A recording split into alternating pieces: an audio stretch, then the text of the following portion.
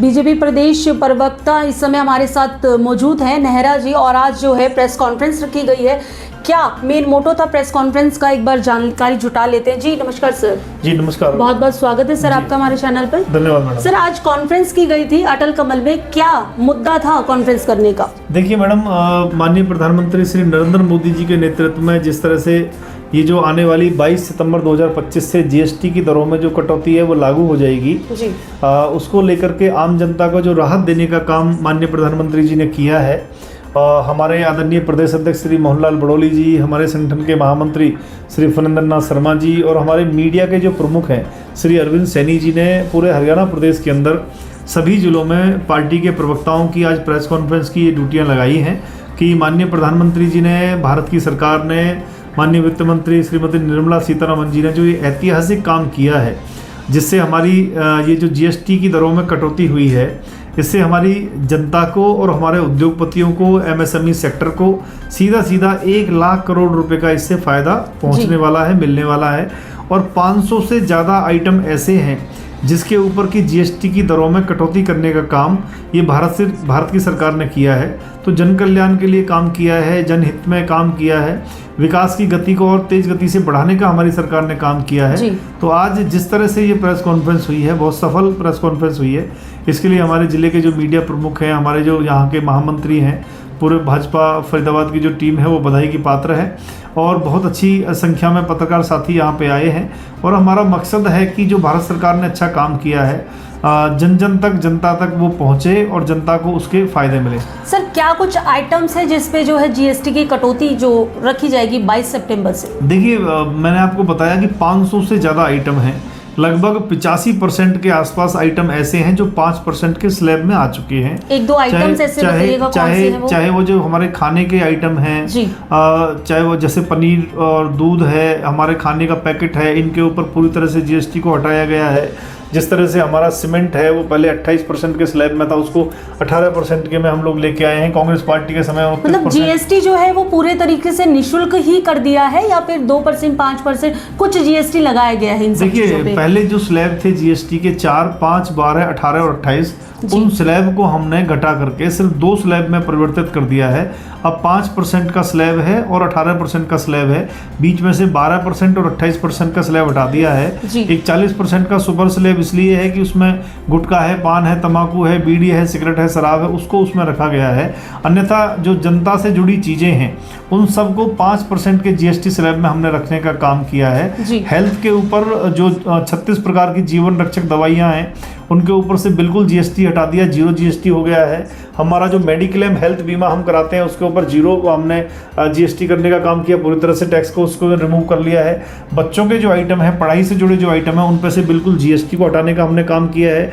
किसानों का जो ट्रैक्टर है, सिंचाई की जो मशीन है, उसके ऊपर जो जीएसटी लगता था पहले 12% के स्लैब का, उसको हमने 5% के स्लैब में हम लेकर के आए हैं। कहीं ना कहीं इस बार जो है बीजेपी ने स्टूडेंट्स के लिए और कहे कि जनता के खाने की वस्तुओं को बहुत मद्देनजर रखा है जीएसटी को लेकर के। निश्चित रूप से खाना पीना है और जो भी हेल्थ से जुड़ी चीज़ें हैं, चाहे वो जिम है, चाहे वो योगा है, इस तरह की चीज़ों पे भी हमने जो जीएसटी स्लैब है उसको कम करने का काम किया है। 5% के स्लैब में उसको लेके आए हैं और अधिकांश जो चीज़ें हैं उनको 5% के स्लैब में ला करके जनता को राहत देने का काम किया है। 1 लाख करोड़ रुपए जनता को उसका लाभ मिलने वाला है। और दीपावली से पहले माननीय प्रधानमंत्री नरेंद्र मोदी जी ने जनता को बहुत बड़ी राहत देने का काम किया है। जी सर, आपने बताया कि जीएसटी जो है खाने पर और मतलब स्टूडेंट्स हैं उनकी पैन कॉपी पे जीएसटी जो है मुफ्त कर दिया गया है। बात करें पेट्रोल डीजल की, क्योंकि इस समय जो है हर एक घर में 2 पहिया वाहन चाहे 4 पहिया वाहन जो है हर किसी के घर में आपको नजर आएगा। तो क्या पेट्रोल और डीजल को भी मद्देनजर रखा है जीएसटी ने? देखिए जीएसटी काउंसिल की बैठक के बाद माननीय वित्त मंत्री श्रीमती निर्मला सीतारमण जी ने ये कहा है कि जो चीज़ें अभी रह गई हैं, चाहे पेट्रोल डीजल हो या अन्य कोई चीज़ अगर रही है तो उसके ऊपर भी जो केंद्र सरकार है, जो जीएसटी काउंसिल है, वो जल्दी विचार करेगी। मतलब कहीं ना कहीं विचार करेंगे अभी इस पे? जी इस पर विचार करेंगे। सर बात करें स्वच्छता सेवा पखवाड़ा अभियान, कल जो है माननीय प्रधानमंत्री मोदी जी का जन्म दिवस भी है और सेवा स्वच्छता पखवाड़ा की शुरुआत होने वाली है। कब से उसकी शुरुआत है और कितने दिन तक लगातार ये सुचारू रूप से चलता रहेगा? देखिए कल 17 सितंबर से लेके और 2 अक्टूबर तक ये सेवा पखवाड़ा चलेगा। माननीय प्रधानमंत्री श्री नरेंद्र मोदी जी का जन्मदिन कल आता है 17 सितंबर को, और 2 अक्टूबर को राष्ट्रपिता महात्मा गांधी जी की जयंती का कार्यक्रम रहता है। जी। बीच में 25 सितंबर को पंडित दीनदयाल उपाध्याय जी, जो हमारे शिखर पुरुष हैं, भारतीय जनता पार्टी के प्रेरणा पुंज हैं, उनका भी जन्म दिवस आता है। तो इस दौरान सेवा पखवाड़ा के नाम से ये सेंट्रल गवर्नमेंट और हमारे स्टेट्स की तरफ से, चाहे वो हरियाणा है या देश है, सब जगह ये चलने वाला है। इसमें सभी जगह स्वच्छता अभियान चलेगा, रक्तदान शिविर इसमें लगेंगे, इसमें हेल्थ चेकअप कैंप इसमें लगेंगे, आई चेकअप कैंप इसमें लगेंगे। हमारे जो शहीद हुए सैनिक हैं उनकी जो प्रतिमाएं हैं गांव-गांव में, शहर-शहर में, उनके ऊपर सफाई अभियान चलेगा। समाज के हर वर्ग के घर पे हम लोग जाएंगे सामाजिक समरसता के तहत।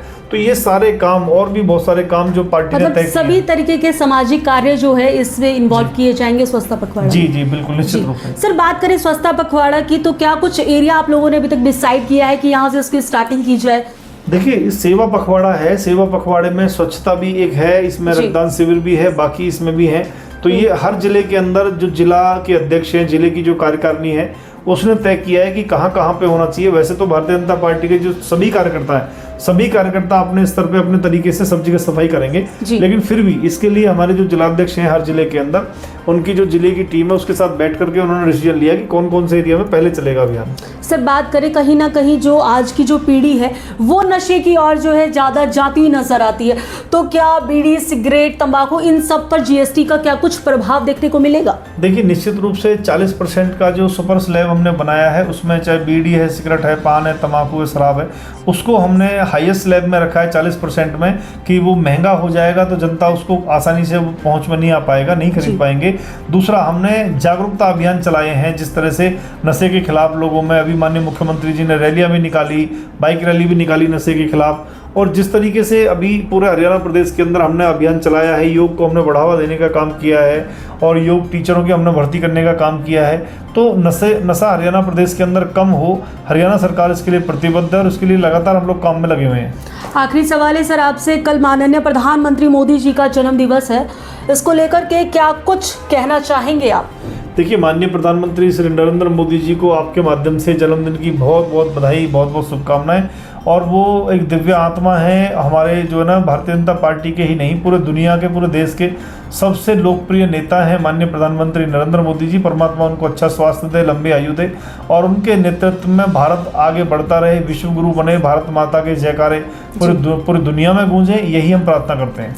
चलिए, प्रदेश प्रवक्ता जो है विजेंद्र नेहरा जी इस समय मेरे साथ मौजूद थे। बहुत अच्छी बातें जो इन्होंने बताई है जीएसटी को लेकर के, जो कि 22 सितंबर से ये आप सबको देखने को भी मिलेगा कि किस तरीके से जो खाने की वस्तुएं हैं, जैसे पनीर, रोटी, खाने की जो वस्तुएं होगी, इन पे कहीं ना कहीं जीएसटी को लेकर के राहत जनता को मिलेगी, और साथ ही जो है स्टूडेंट्स को पढ़ाई से संबंधित वस्तुओं में भी काफ़ी राहत मिलेगी। और इसके अलावा जो है आजकल युवा पीढ़ी जो नशे की ओर जा रही है, कहीं ना कहीं जीएसटी इस बार जो है रोकथाम लगा देगी, क्योंकि महंगाई बढ़ेगी तो शायद जो है वो खरीद ना पाए और नशा मुक्त हरियाणा बन जाएगा।